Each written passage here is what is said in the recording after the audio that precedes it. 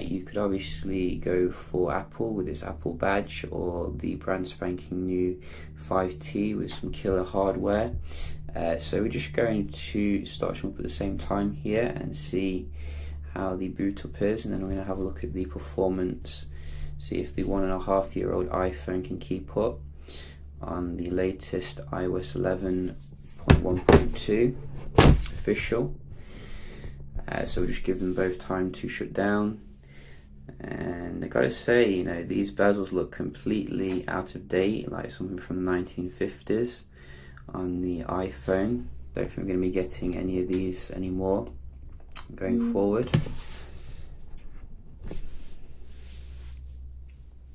They do feel about the same kind of size though, because I think they have made the OnePlus 5T a little bit bigger, it feels like to me, compared to the previous one. I wish they kept it about 5.5 inches. Oh, so that was very similar. I think the iPhone 7 Plus was actually faster there, which isn't a good sign, but nevertheless, let's see how they do compare in terms of the performance here. So I'll just quickly show you the iOS that we are running. So you can see 11.1.2. We did get an update as well for the 5T, which I have installed, so it should be on the latest one. You can see Oxygen 4.7.2. There doesn't seem to be any updates, I don't think, as you can see. Really liking the fact there's no jelly effect here, absolutely fantastic stuff. And we're just going to open up a few apps, so let's just shut everything down, make sure it's fair, and go. So that was identical.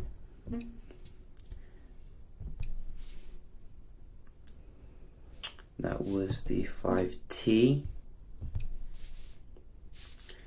Didn't respond then. Let's try that again. 5T again. Very nice. Oh, so 5T again. Really big, much bigger difference here than I was expecting actually in terms of the raw speed. 5T again. 5T again. So if you coming from an iPhone 7, you notice a big difference here in terms of the performance overall, and in particular, look at that, leaving the iPhone 7 Plus standing. We just go to some games here that we do have. So this one, maybe the iPhone will catch up here.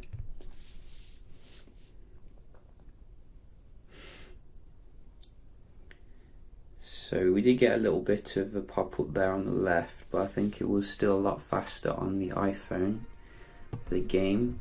Android still can't catch up when it comes to the game loads. Look at that display though, it looks absolutely fantastic for your gaming. I mean, much more immersive. But when you're talking about raw optimization here, you can still see the iPhone is ahead in terms of the games. Oh, that one did go to the left, which is good. And finally this one. So quite conclusive here. I think you can see for the heavy apps, the iPhone is no slouch. Let's have a look at the Wi-Fi performance here. Analysis. Just try with the iPhone.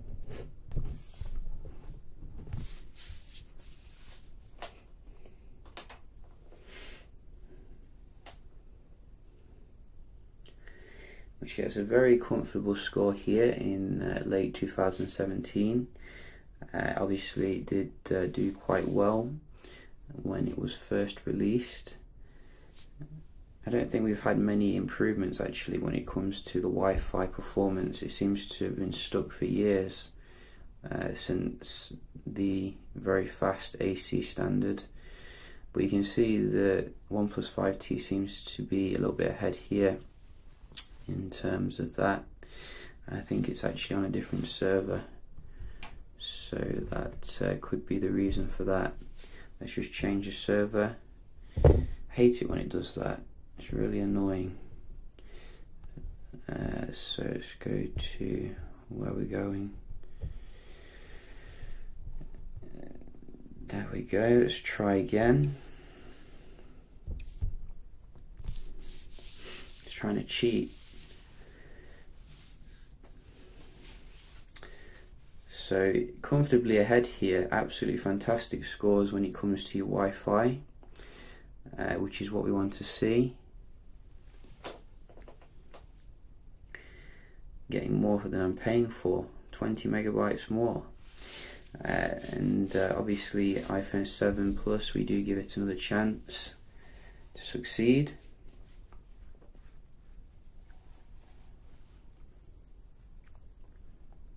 So a little bit better this time, but as you can see, it can't quite meet the 5T, which you know is a little bit disappointing. But nevertheless a decent score.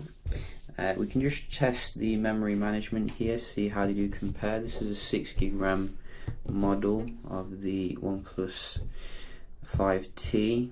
I did actually get an 8 gig RAM model of the previous phone and didn't see too much difference actually to justify the cost.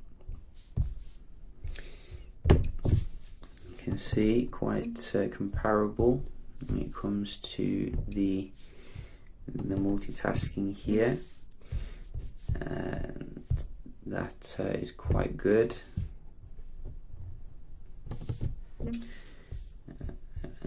Still think I prefer the vertical way of doing it, but then again, compared to the iPhone 10 or iPhone X, you know, this is so much easier on the iPhone 7 Plus. Really nice and refreshing actually to go back to this.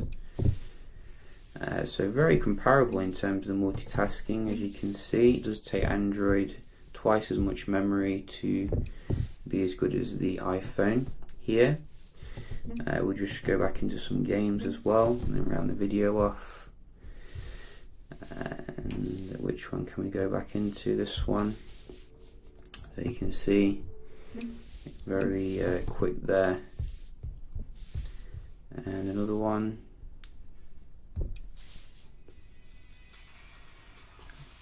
So a little bit faster to recover there with the with your 5T, and this one very comparable. So if you're going to ask me, you know, if you got an iPhone 7 Plus, I wouldn't say it's a massive step up here, you know, in terms of the performance. Only when it comes to your app opening, that seems to be the biggest step up. But you can see the 7 Plus is still a beast when it comes to your multitasking. Absolutely fantastic performance today, and you know, it still has an amazing camera on it as well, which, you know, is probably still very comparable to what you're getting on the 5T. I think obviously it came with the portrait mode, etc., which is nice. So, you know, don't rule out the iPhone 7 Plus if you're thinking of getting a 10. I think that it's actually the more easier to use device. But if looking at the 5T, obviously you are getting a much better display here in terms of the AMOLED. I mean, it just blows away the iPhone generally, and also the facial recognition, which is quite innovative, you know, if you do like that. And I've read somewhere it's also got some water protection, which could be good as well. So yeah, just a quick little comparison here between 5T and iPhone 7 Plus. If you got any questions, do let me know, and yeah, I'll see you in the next one. Cheers.